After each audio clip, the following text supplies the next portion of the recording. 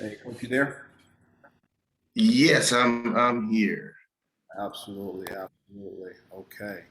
All right. All right, Coach. Appreciate you joining us. We'll get started right now. For our fans and our followers, we have a very special guest today, and we definitely want to congratulate Coach Toriano Morgan as the next head coach of Edward Waters University, which we'll talk about a little bit. Okay, so for our fans and followers, welcome to the Athletes Ground. I'm your host Ray. We're gonna get this thing jumped off right now with Coach Morgan. Coach Morgan, how you doing today? I'm doing very well, doing good. Very exciting times, very exciting day today. So I'm glad to be a part here, glad to engage in this dialogue and look forward to it. Absolutely, absolutely. And coach, before we go anywhere, we definitely want to, give you your just due. You got over 17 years of coaching experience. I could go down the list, but I want you to tell the fans and the followers, just your history in coaching before we even get started. So go ahead, coach. The floor is yours. All right. Well, I'm a proud graduate of Dillard High School in Fort Lauderdale, Florida. I was able to leave there, went on to Tennessee State University, where I played 4 years at Tennessee State University. Was a part of two championships. We were the first HBCU to be ranked #1 in the entire country. Also, the first HBCU to win a PWI conference as well, the Ohio Valley Conference. We were able to turn that around and do that twice. So from then, the impression of coaching was impressed upon me. So right out of college, I stayed on there and I worked at Tennessee State for a season before transitioning back to Fort Lauderdale, where I had stints at Dillard as a wide receiver coach, then on to Boyd Anderson for 6 seasons as the offensive coordinator there, 2 seasons at MacArthur High School, then was able to make the transition back to the college game. Went on to become the associate head coach and offensive coordinator at Virginia Union University. Then there was called back home to where I became the head coach now at Dillard High School for a season before returning to Virginia State as the assistant head coach and offensive coordinator. And then this opportunity presented itself, and now I'm glad to be announced as the 15th head coach of Edward Waters College and the first head coach of Edward Waters University. Absolutely, absolutely, coach. And we're definitely going to get in your coaching abilities and so on and so forth. But since the news broke earlier today about Edward Waters University, I definitely want to put that out there first because it's major. Just tell us a little bit about what it means to the college to become a university. It's the first HBCU in Florida. So talk a little bit about that, coach.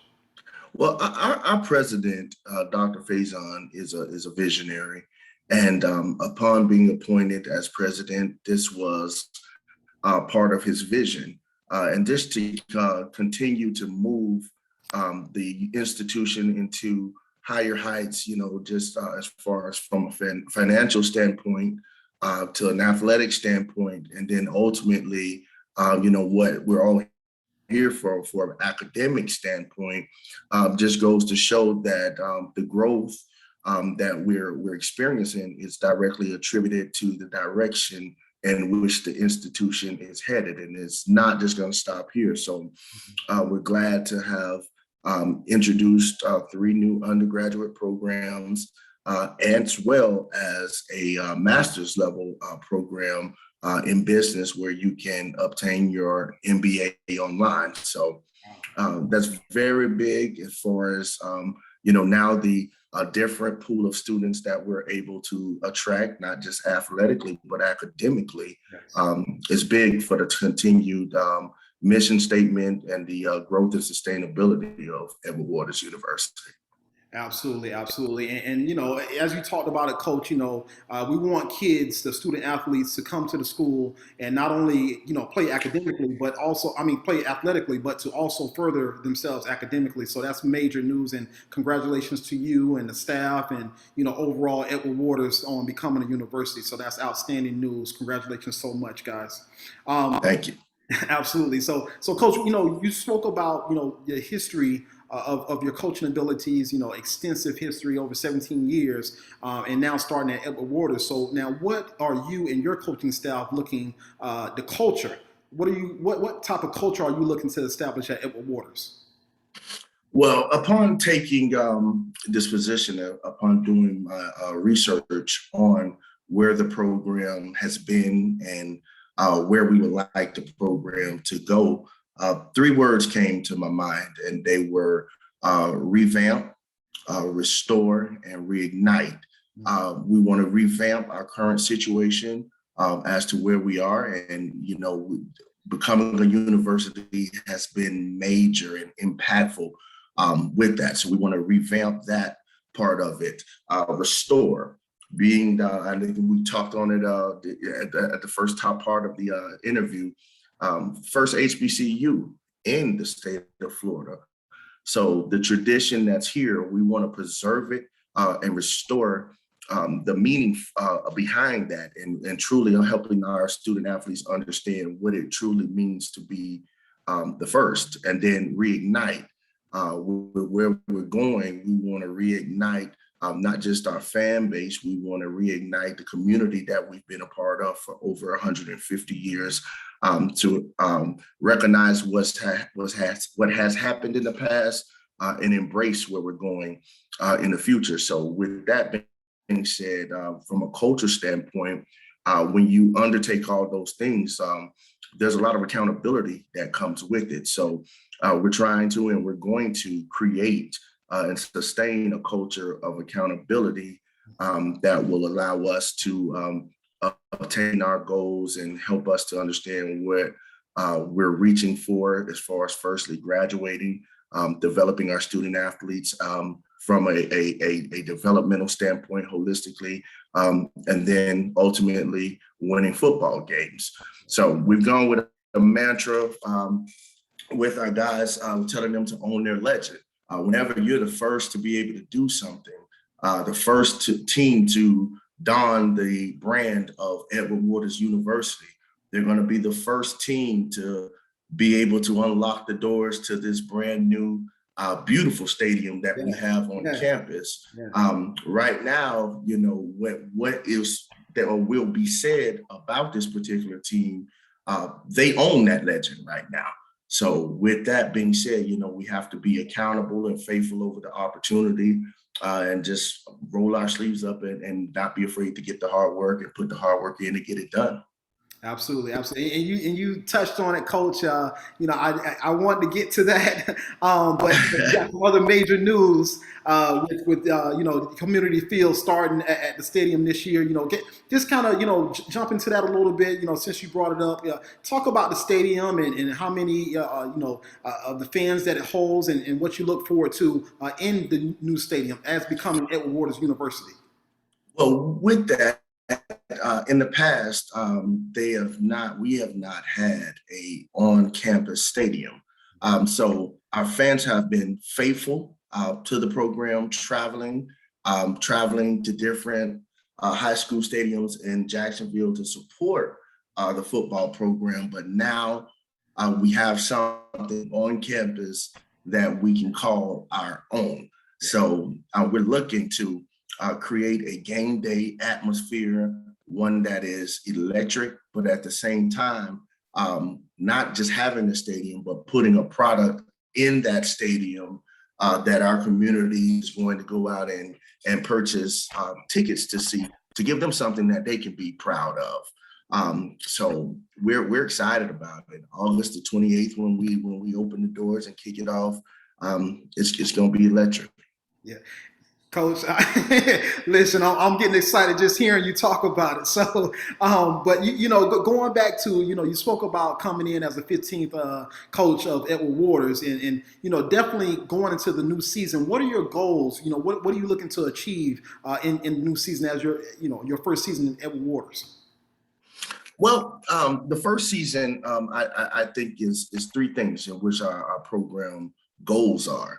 And we look to start and achieve those starting year one. The first thing, of course, is graduation, making sure our student athletes, our young men in our program are being accountable to their educations and making sure that they continue to do what they need to do to matriculate through the program academically, because they don't build colleges or institutions for football. They're built for reading, writing, and research. So helping them to keep the main thing, and that's the fact that they're here to get an education. The next thing is we want to make sure that from a professional and developmental standpoint, that we're seeing the growth and we're putting the programs together to ensure that our student athletes in our program are not just developing athletically, but they're developing as young men as well. So when they matriculate through our program and they transition out to whatever the next chapter may look like for them, they're ready to be moved from Edward Waters University student athlete to Edward Waters University professional. So they're able to be successful in whatever walk of life they choose to go through. And the last thing is, again, win football games. I'm not afraid to talk about winning. As I've said in the past, the only reason a person is afraid to talk about winning is after you say it, you got to live up to it. So I put winning third behind those three, not because I don't think it's important. I don't believe you're going to get the third if you don't have the first two in order. So you can try to put winning first and neglect the other two. It's not going to work. So I wholly believe that if we're able to make sure that we're graduating, developing, the wins are going to come. So those are our goals, and that's what we look to accomplish year 1, 2, 3, 4, 5, 6, 7 on through this thing. Absolutely, absolutely. And Coach, getting on the field a little bit, I think most of us saw Edward Waters in the spring. We had spring ball, and what we saw from Edward Waters before you got there was an offense that struggled, right? Struggled scoring, struggled moving the ball, and you come from, you didn't mention it. You're humble, Coach, but you've led some high-powered offenses, right? You've been offense coordinator and led some high-powered offenses. So going forward, what can we look for on the offensive side of the ball that we haven't seen from Edward Waters in the past? What can we look forward to today, tomorrow, next year? Things of that nature. What can we look forward to, Coach? Well, we're gonna firstly start with and when you talk about these explosive offenses, to have an explosive offense, you got to have some explosive players. So getting out and recruiting what we're able to get out into the state of Florida and make sure that once again we're visible. Once again that student athletes know that we're no longer just the team that played Dion at the beginning of the spring, but we are and will continue to be a successful, incredible football program. So once we get the recruiting in order, as far as our brand of football, we're going to be Florida fast. And that's on both sides of the ball. We're going to be fundamentally sound. We're going to be disciplined. And we're going to be exciting. So it's going to be really fun to see, fun to watch, and it'll be enjoyable from an offensive and defensive standpoint for the young men that are playing in the system to be able to, again, be a part of something special. Yes. And that kind of leads me into my next question for you. You talked about recruiting and, just Coach, kind of go over some of the accommodations for the student athletes, at Edward Waters University, the weight rooms, any other facilities that you may have that are geared to the student athlete to be successful, in the athletic program. So speak a little bit about that, Coach, and what you have to offer for the incoming freshmen that will choose your program. One of the things that was really attractive as we went through this process was the commitment, not just by the student athletes, but by administration to wanting to ensure that not Coach Morgan is successful, but the student athletes that come through our program have a great experience and they're getting what they need academically to be successful. So again, the stadium right there on campus is a true testament that the investment is being made in them. Beautiful field turf with coconut to keep it 17 degrees cooler. So, you know, it's something, it's a state of the art. Also have 2 apartment style dorms that have just been erected on campus for our student. A new student union building will be up. We're also, to help with the game day atmosphere, creating a game day Tiger Walk that will have different tents set up for the fans to be able to come and have a place to conjugate and talk about old times before they go into the stadium. Academically, we boast one of the best academic coordinators I've been around. Very organized, very demanding as far as what's demanding of our student athletes, and then you know, as coaches, we take our key for that, our cue from that. Making sure that, you know, we're getting the true statements turned in to monitor our student athletes, that they're doing the class checks, and just again creating that culture of accountability off the field that's ultimately going to sustain wins on the field from our student athletes being accountable. Right, and I know that's music to a lot of parents' ears, you know, the accountability piece. So I know you're big on that, coach. And you know, going forward, you know, what type of off the field programs do you have for the student athletes while they are in attendance at Edward Waters? Is there anything else going on off the field program? One of the off the field off season programs we're going to focus on from an academic standpoint, you know, for my time of working in study hall, is making sure that we're teaching our student athletes how to be successful. I think sometimes we take for granted because they're in college some of the things that they should know, but in a lot of different atmospheres or a lot of different circumstances or situations, they weren't privy to it. So we're going to focus on how to study in a study group. How to manage time.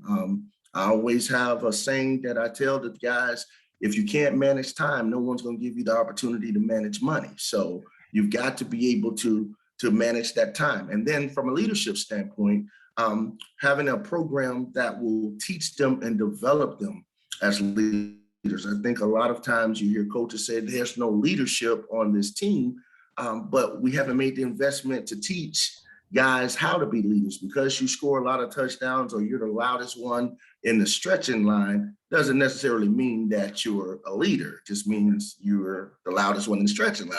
So being able to put a program together to help introduce them to leadership and give them a blueprint to be leaders. So when they again graduate and they get out into you know, their field of profession, that you know, they know what it takes to be leaders.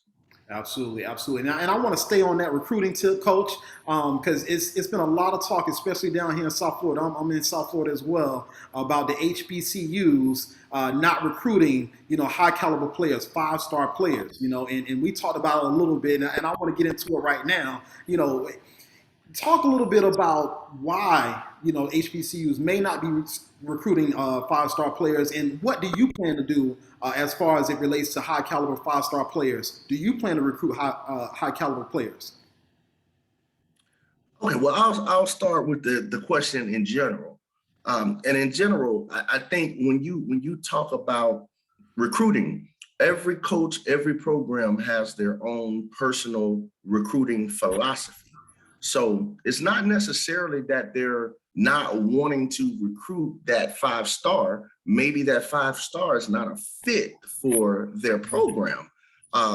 So you have to continue to peel the onion back and then find out what's going to be a good fit for the program. I think a lot of times we give the student athlete too much indirect power by saying it solely just has to be a good fit for them, but it also has to be a good fit for the university, because ultimately we're going to be spending the next 4 or 5 years with that young man. So we want to make sure that they are understanding what our program is about, what they're going to get from our program, and then if it aligns, then we take it to the next step, which will be hopefully recruiting that young man and getting that young man into the program. As for us, yes, if it's a good fit for Edward Waters University, we're going to recruit it. So we don't put necessary values on stars to say we're going to recruit this young man because he's a 5-star, or we're not going to recruit this young man because he doesn't have any stars. I think ultimately that you'll find is that there are only so many 5-stars in the country. The rest of the guys, if you have to put a rank, are probably no stars to 2 stars. So you can get a quality young man that can have a successful college career, help you win football games, and move on successfully to his next walk of life. So I think it just bounces back to your recruiting philosophy.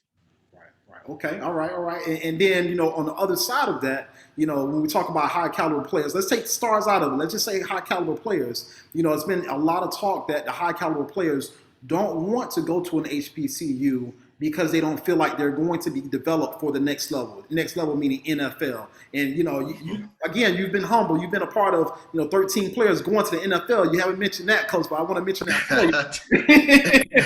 so that's what you come with it. If people don't know, if the student athletes don't know, that's what comes up under you. But talk a little bit about what you feel the student athlete is missing with not, saying, hey, I'm going to consider an HBCU, going to an HBCU like Edward Waters University. What you're going to get is you're going to get the same level quality of coaching. For a young man to say that or believe that, I then have to put the facts up and say, okay, well, did Jerry Rice not get good coaching? Did Dominique Rodgers-Cromartie not get good coaching? Did Walter Payton not get good coaching? So you can be developed, from HBCU. I always tell the young men, be great where your feet are. And if it's meant for you to get to the NFL will find you. Just when it's time for you to do your part, you got to be ready to do your part. So now just taking a look at it from the other side of it, when we talk about coaching, coaching is a definition. My personal definition is one that can take another to a place they cannot take themselves. If you're a 5-star athlete, there is something about you that is a God-given attribute that you have, whether it be speed, whether it be size, whether it be strength. Something that really can't be coached, because you're not coaching the 5-star any less than you're coaching the 2-star. Correct. You're probably coaching the 2-star a little harder than you're coaching the 5-star, and the 5-star a little harder than the 2-star on what their strengths and what their opportunities are. So it's balancing itself out. So to say, you don't get the opportunities or the looks. I love where the HBCU paradigm is going now with the publicity that it's getting. But truth be told, a lot of the dynamics that are now being publicized have always been there and have always been aiding for student athletes as far as transferring and getting the opportunity to go to the next level. Absolutely, absolutely. And then, with those five-star athletes, two-star, one-star, whatever it may be, once they come into the program, once they come into the college ranks, you can kind of throw those stars out the window now, right? So now, Right, now you have to play, right? So, right. what do you try to get across to the players, once you're looking at film, preparing for the opponent, breaking down film? What do you try to get across to the players as they watch and prepare for the film? What are you looking at? What are you trying to teach them to make sure that they are prepared to go out on the field against the Florida Memorial first game and be successful as they can be? The first thing we're looking at is personnel and how we match up against personnel, any tendencies that we may have been able to uncover, why that's a tendency, and explaining the whys. When we coach and we break down film, I always urge our coaches to coach the whys. And the more that you coach the whys, you end up coaching the details and helping that young man understand what it is that he should be looking at. And then there's also a teaching progression that we utilize. Every young man does not learn the same. So being able to understand how your position group, who's in your position group, and how they ascertain information and process is a big part of coaching as well. For some, it might be the combination of film study as well as walkthrough. For some, the film study might be there, but he might just be a young man that can only process for 35 minutes, but he can get out on the field. And when you draw it up that particular way, he understands it and is able to lock in a little longer. So this being true and understanding and consistent with your teaching progression, and then being and showing the young men exactly what you're expecting of them as they're walking film, and then being able to have them regurgitated back to you. Right. And Coach, I really want to kind of stay there just a minute, because you spoke some key things, with teaching players the way that they can learn. They come in, some players, like you said, don't learn, all the same. They may have a deficiency somewhere as far as breaking down film. They may not understand, but they get on the field and are able to process it and draw it up and things of that nature. But, now going into on the field against Florida Memorial, you talked about your first game being against Florida Memorial. What are you going to need to do to have success against Florida Memorial? We ain't, talk about, scheme or anything like that, but, it's the first game of the season. So what are you going to need to do as far as your coaching staff and your players to be successful in that first game of the season? Well, it's two things that we're concentrating on. And the first thing is, first, we have to be in better condition. We have to make sure that we're paying the price right now to play our brand of football, to be able to get out there and play at a high level for 4 quarters, understanding that we are in Florida in August. It tends to get a little hot here. So Just a little bit, just a little bit. Just a little hot. So a tad bit humid, making sure that we're using that as an advantage, not allowing it to use us as a disadvantage. And the next thing, week 1, you got to be disciplined. We cannot allow that yellow flag to come out of that referee's pocket, because then it won't matter what Florida Memorial is doing. Edward Waters University cannot beat Edward Waters University. So we have to hone in on technique, hone in on who can do what and play where in what specific situation, help our young men understand situational football, use good technique, and be disciplined. And then play hard, effort. So I think those 3 things, if we can continue to concentrate on those, we'll be good with this outcome. Absolutely. And Coach, you talked about paying the price right now. So, for the student athletes, again, that are looking at your program, thinking about coming to Edward Waters University, even for the parents and the coaches saying, hey, you know what, Edward Waters is the place to go. Can you cover, we don't need all your secrets or anything like that, but kind of if you can give us an overview of a typical practice day for Edward Waters. Can you cover that for anyone that may be interested coming to the university? Okay, so a typical practice day, I'll start with just a typical day, if that's okay. Okay, yeah. Um, our philosophy is that our student athletes, once they get to us, have done things a certain way for at least 12 years, kindergarten through the 12th grade. So we believe in the first part of the day, our student athletes are students. So we incorporate all of our study halls, their classes, any extra tutoring sessions, study groups into the first part of the day. And for that, we don't have any football meetings, any football interaction whatsoever. That's a time for them to get ahead and be a student. So now as we transition into our practice time, we'll have our position meetings. Then we'll move into unit meetings, walkthroughs, they'll work simultaneously, coordinator's discretion. Then we move into practice, and our practices are broken up into periods to where we focus on special teams, we focus on individual, we focus on group, we focus on situational football, a little bit more special teams on a daily basis, and then we put it together and end it with the team session.